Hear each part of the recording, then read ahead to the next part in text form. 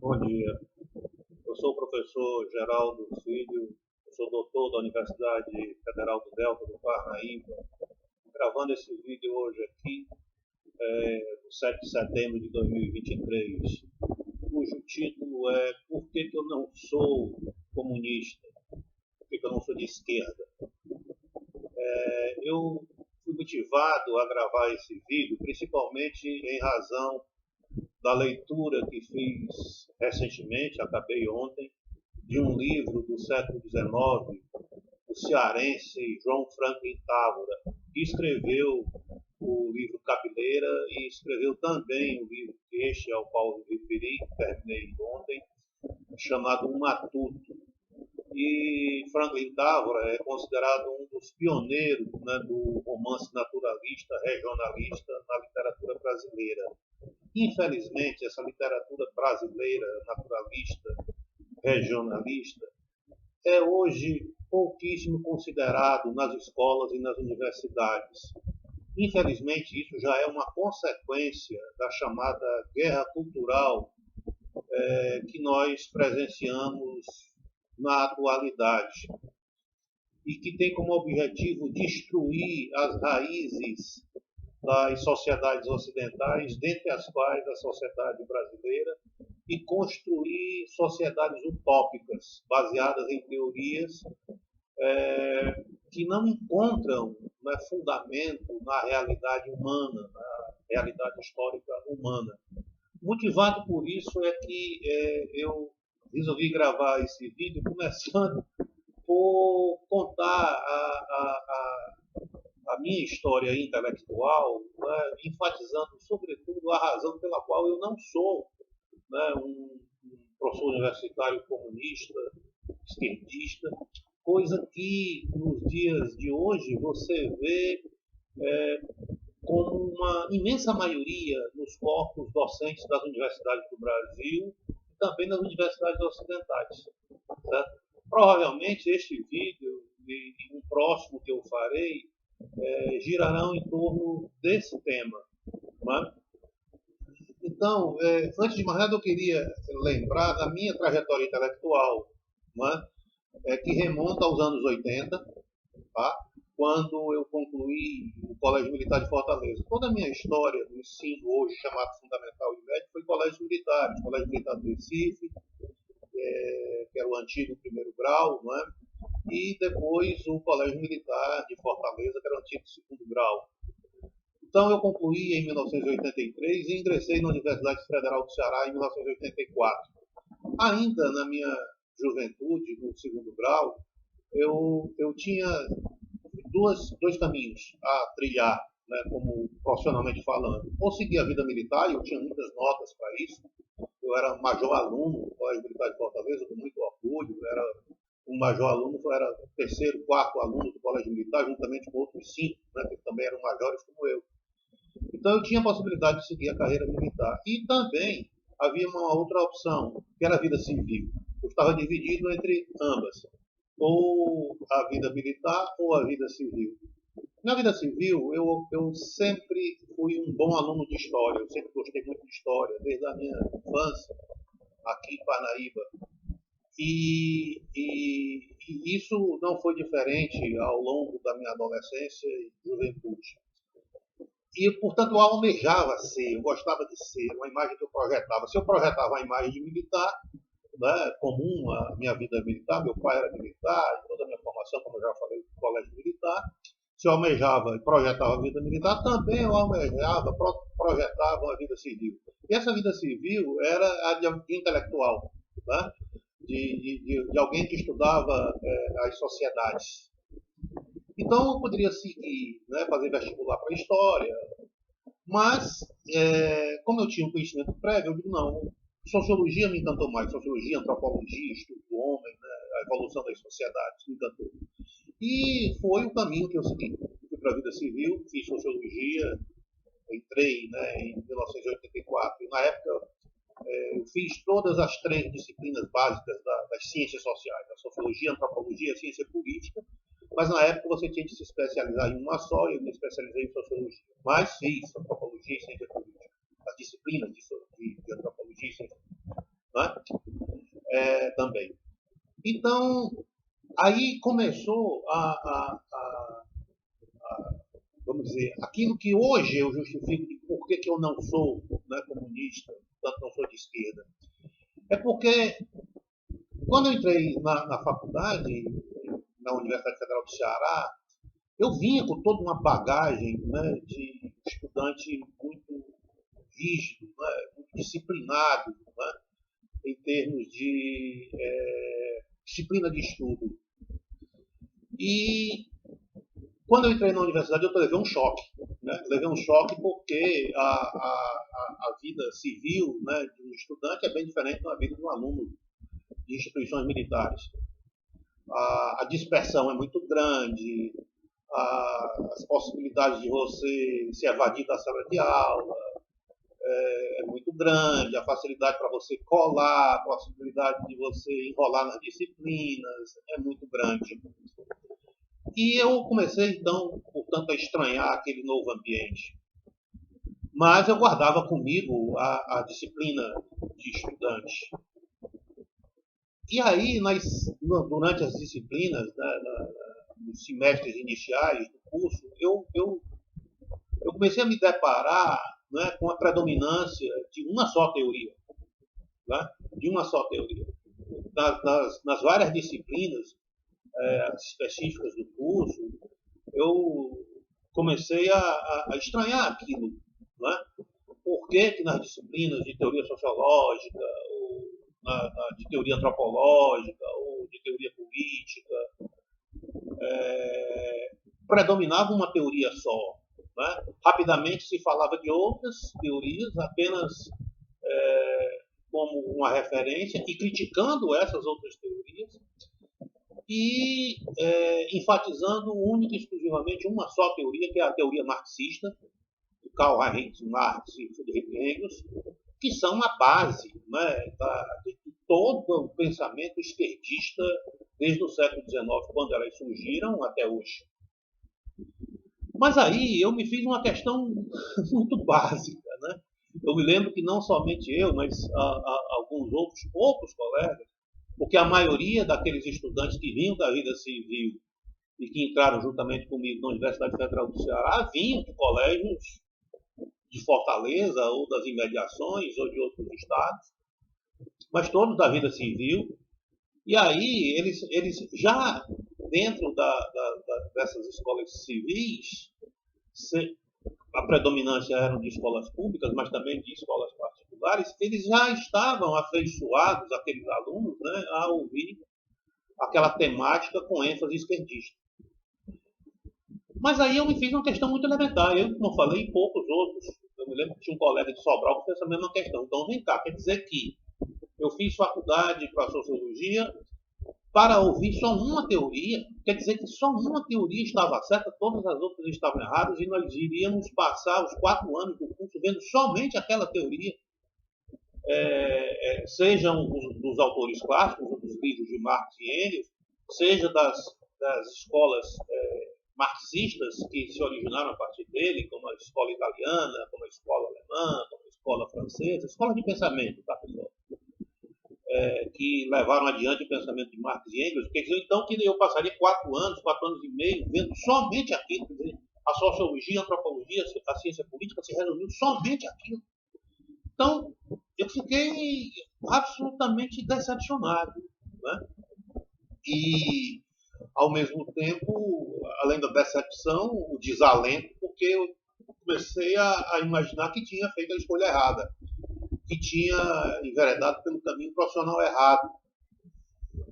Mas, por outro lado, né, o que me salvou foi a minha disciplina de estudante, né, adquirido ao longo. Eu fui muito precoce intelectualmente na infância, eu comecei a ler muito cedo, e lia muito cedo, e isso foi sedimentado ao longo dos colégios militares, né, de Recife e Fortaleza. Então, eu digo, bom, eu vou procurar outros caminhos. E, como um autodidata, eu fui para as bibliotecas da universidade, eu tive a felicidade de ter pais que me deram recursos econômicos para comprar outros livros, então eu comecei a comprar outros livros que não eram aqueles adotados majoritariamente pelos professores da universidade, não é? E comecei, portanto, a expandir o meu horizonte de conhecimentos para além daquilo que era me repassado dentro das salas de aulas como conhecimento sociológico, antropológico ou de ciência política. Portanto, eu vi que havia outros caminhos, outras teorias, outras abordagens que explicavam, não é, as sociedades.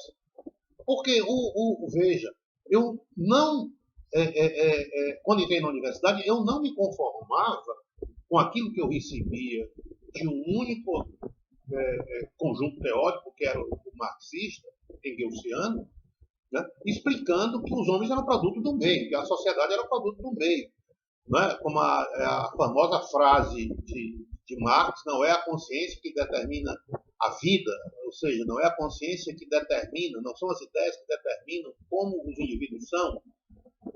Ao contrário, né, é a vida, ou seja, são as condições onde o indivíduo nasce que determina a sua forma de viver, a sua forma de pensar. Eu achava isso um absurdo. Né? Até porque, como eu conhecia o cristianismo, eu tinha lido a Bíblia, o Velho e o Novo Testamento, né? Eu via que já ali, né, a mensagem cristã apontava, né, através de uma frase metafórica, que a vida do homem não se resguardava somente ao estômago. Né? A famosa frase, nem só de pão vive o homem, ou seja, isso é uma metáfora, significa dizer que a vida do humano não se resume somente à satisfação das suas necessidades alimentares, das suas necessidades básicas biológicas. É claro que isso é importante, mas a vida do indivíduo não é somente isso. Ora, se eu já sabia isso, eu não poderia me contentar, eu não poderia me conformar com explicações que reduziam toda a vida do homem, toda a vida das sociedades, única e exclusivamente ao conceito marxista de infraestrutura econômica. Ou seja, são as condições econômicas, ou eram, segundo a teoria marxista, as condições econômicas, né, portanto, de onde o indivíduo veio, né, que iriam, né, definitivamente moldar a sua forma de pensar, a sua forma de viver, portanto, a sua forma de compreender o mundo. E contra isso eu me insurgi, certo? Contra isso eu me insurgi. Olha, eu achava aquilo um absurdo. Não, a vida do homem é muito mais complexa, o fenômeno humano é muito mais complexo do que uma redução explicativa determinista como essa da teoria marxista engelsciana, que fundamenta todo o pensamento da esquerda até hoje. Até hoje. Então foi aí que eu procurei, como já falei, novos caminhos teóricos. É claro que eu não vou aqui me deter a quais foram esses caminhos teóricos.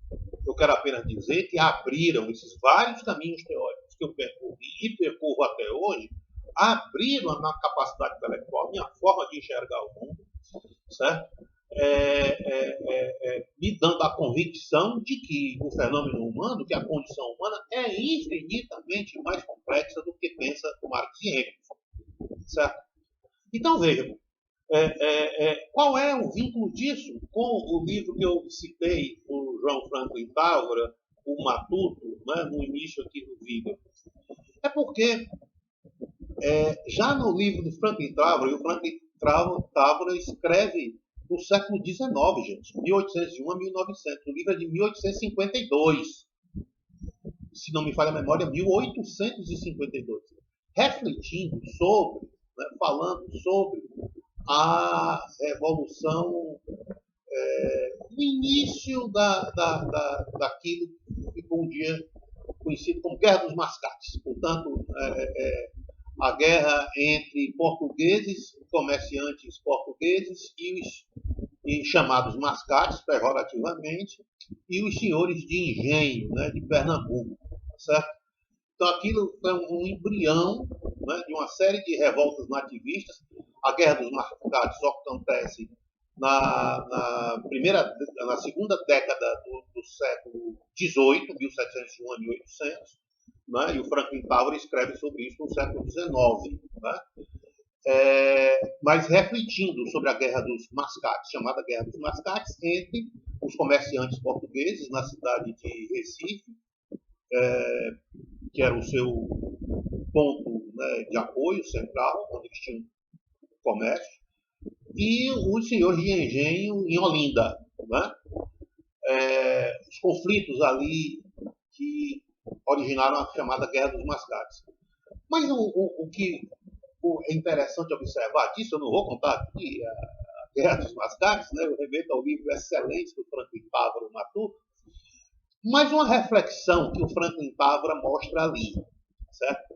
Ele indica, por exemplo, a presença dos demagogos, olha só, os demagogos oportunistas que agitam a população pobre e os brancos pobres, ou caboclos, cruzamento de brancos com índios e mulatos, brancos com negros, alforriados, e os escravos contra os senhores de engenho, tá certo? Denunciando as injustiças e prometendo um mundo livre de igualdades. Toda essa luta gira em torno de um mascate, de um comerciante chamado Antônio Coelho. O Antônio Coelho, né, ele foi protegido de um senhor de engenho, né, e o livro retrata isso, chamado João Cunha. E ele comerciante e o João Cunha um senhor de engenho. Quando, no decorrer da vida, o Antônio Coelho se apaixona por uma dama da época e queria casar com essa dama, com essa senhora. Mas, no entanto, ela estava prometida a João Cunha. E, devido às condições sociais de um senhor de engenho contra o comerciante, ela acaba se casando com João Cunha. Isso atiçou, não é, o ódio do Antônio Coelho, mesmo que esse tenha sido protegido no início da sua carreira como comerciante pelo senhor de engenho João Cunha. Ele utilizou dessa mágoa, né, desse ódio, pelo seu desejo tão realizado de casar com a senhora Damiana, né, como força propulsora da sua raiva, a ponto de incentivar a ser um dos líderes, né, da Guerra dos Mascates, cujo objetivo era derrubar o que eles chamavam a nobreza da época, a nobreza formada pelos senhores de engenho da época. O objetivo real do Antônio Coelho não tinha nada a ver com ideais republicanos, com ideais de liberdade, de igualdade, de fraternidade, que eram os ideais que ele utilizou para insuflar a massa, né, do povo contra os senhores de engenho. Era simplesmente o ódio que ele tinha contra João Cunha. E o Franklin Távora, veja só, em meados do século XIX, já havia percebido isso e descrito no seu livro. Então, o objetivo era simplesmente inveja, era simplesmente um trauma por não ter conseguido casar com a senhora Dona Damiana, que ele amava, mas foi prometida ao senhor de engenho. E ele utilizou, né, de elementos fáceis de manipular a população, principalmente a população pobre, contra a elite política e econômica da época. Isso foi descrito pelo João Franklin Távora, né, como a razão pela qual estourou ali, né, naquela região de Olinda e Recife, né, uma das razões pelas quais, né, ele descreve ali a Guerra dos Mascates. Um ódio pessoal, certo, contra, né, um senhor de engenho por uma questão pessoal, mas que foi, né, travestida, certo, de questões igualitárias, de questões sociais, etc. Veja só, isso, né, escrito por Távora no século XIX. Bem, o que isso tem a ver com a nossa reflexão? Ora, se você for atrás, todas as revoltas que aconteceram, certo, revolucionárias, e aí particularmente eu remeto a reflexões sobre a Revolução na França, de Edmund Burke, né? Depois, toda a teoria marxista que foi forjada durante o século XIX por Marx e Engels, vem também de indivíduos, né, que tinham traumas pessoais, o que nós vamos chamar feridas, né, emocionais, como diz o psiquiatra norte-americano Lyle Roster, né, que os levou a utilizar de razões fáceis para ativar não é? Uma população, o ódio de uma população, as frustrações dessas pessoas, as feridas emocionais dessas pessoas, certo? Em nome de uma sociedade utópica, prometendo uma sociedade utópica, onde todos são iguais, onde todos serão felizes, etc. Mas, quando, na verdade, esse estímulo que é utilizado, certo? No fundo, são simplesmente a extensão das frustrações pessoais de cada uma dessas pessoas, como o Távora mostrou para o caso do Antônio Coelho, como Edmund Burke mostrou no seu livro Reflexões sobre a Revolução em França, mostrando as feridas emocionais, os traumas, a inveja dos revolucionários franceses contra a nobreza francesa, e como é nítido no pensamento de Marx e Engels que você tinha dois indivíduos, principalmente Marx, absolutamente frustrados em relação à sua vida, em relação aos caminhos que ele escolheu, né, para trilhar sua vida, vindo de uma situação econômica boa, né, na Renânia, onde ele nasceu, na Alemanha, onde ele nasceu, na região da Renânia, mas que os caminhos que ele próprio escolheu e que levaram ao fracasso da sua existência, portanto, lhes deixando marcas, feridas emocionais terríveis, ele utilizou isso, o seu ódio para com o mundo em que ele próprio escolheu brilhar o caminho, ele utilizou isso contra esse mundo, não é? Elaborando uma teoria, né? No caso, a teoria chamada marxista, que é a base do esquerdismo, né? Pelas suas várias correntes teóricas até hoje, não é? E que serviu como base de todas as correntes, né, políticas de esquerda que propugnam a derrubada, né, da sociedade como ela é e a criação de uma sociedade utópica. De lá para cá, todas essas experiências revolucionárias baseadas no pensamento marxista deram errado. E continuam a dar errado. Quando você traz isso para o Brasil, é chocante a gente pensar, veja, que você já tinha um escritor do século XIX, né, que, refletindo sobre a Guerra dos Mascates, vendo ali a utilização da demagogia igualitária, do fim da desigualdade, do fim das injustiças, da criação de uma sociedade onde todos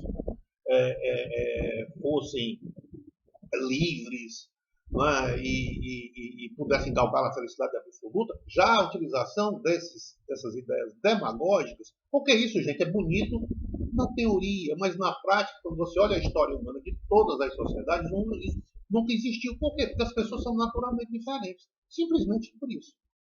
Mas, no entanto, e na época, quando começou a Guerra dos Mascates, no século XIX, sequer havia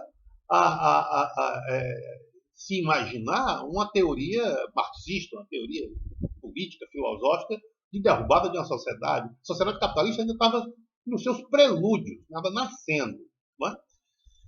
Então, mas, no entanto, a verme demagógica estava presente lá. Como vai estar presente na teoria marxista do século XIX?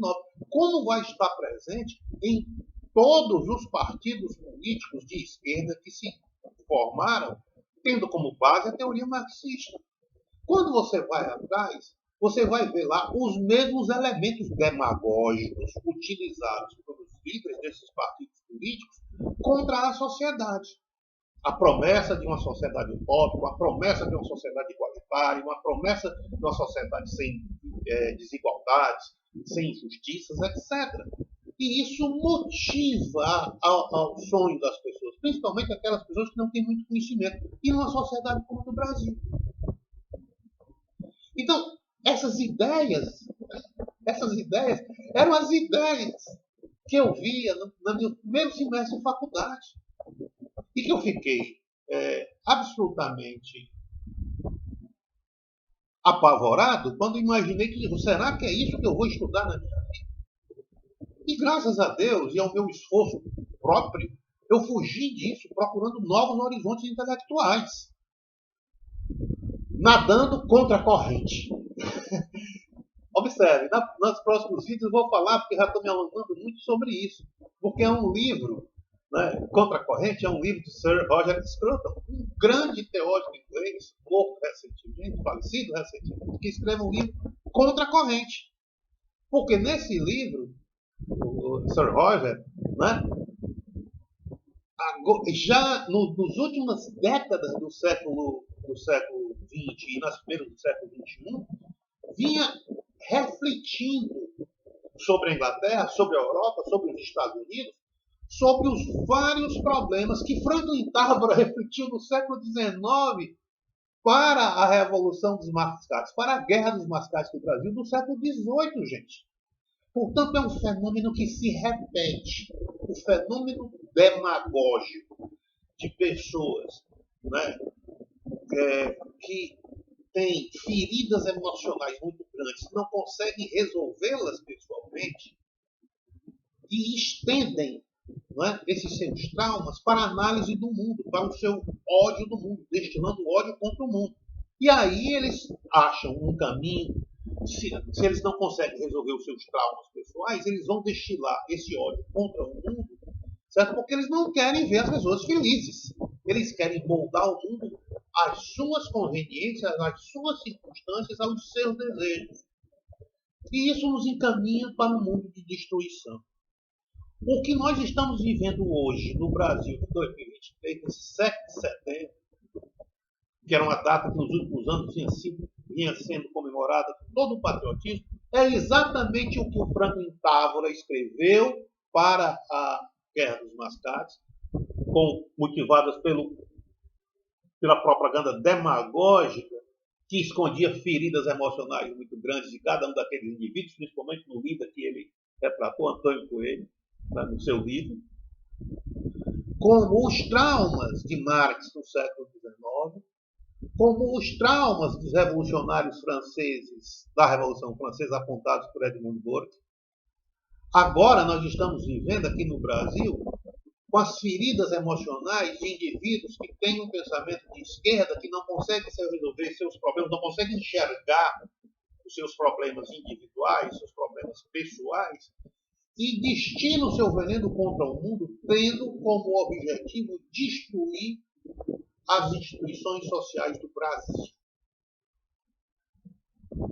Destruindo, certo, aquilo que dava fundamentação ao conjunto ético e estético do mundo ocidental, do qual o Brasil faz parte. Mas eu vou voltar sobre isso nos próximos vídeos. Por hoje eu me estendi muito até. Agradeço, muito obrigado, até a próxima.